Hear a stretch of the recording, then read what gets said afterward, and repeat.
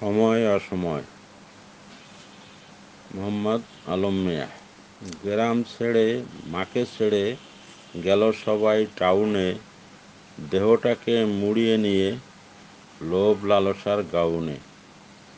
গ্রামে বোরখা এলো, হেজাব এলো তার সাথে, মা বাবা নয়ন মোছে, জান বাঁচাবে কার ভাতে।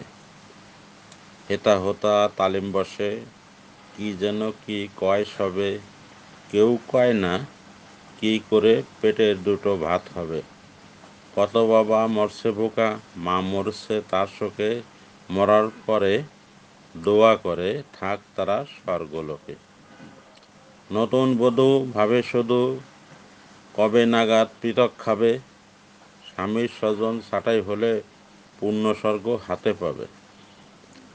শাওড়ি শ্বশুর দেওর ননদ সবাই তার চক্ষুশূল, বাবার বাড়ির কেউ এলে বদনখানি পদ্মফুল। গল্প শোনায় বাপের বাড়ি কত কিছু পড়ে আছে, সেটা নাকি স্বর্ণমোহর ঝুলে রয় সোনার গাছে। শ্বশুরবাড়ি বড় হাঁড়ি, লোকজনে যে বসে খায়, এক হাঁড়িতে খেলে সবে ভবিষ্যৎ কি গড়া যায়। মার কাছে মন্ত্র আছে, সেটা পেতে নিত্য ছোটে, সেই মন্ত্রের মহিমায় এদিকে সব লাটে ওঠে।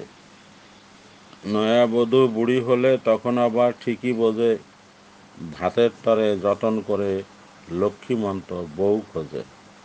বীজবৃক্ষ রোপণ করে ভাগ্যে কি হয় মিষ্টি ফল, কে হাসে সুখের হাসি ঝরিয়ে অন্যের চোখ সুজল। যেমন কর্ম তেমন ফল, অন্যথা হয় না কোয়ের, সময়ের বল অসময় এসে সকলেই পায় টের।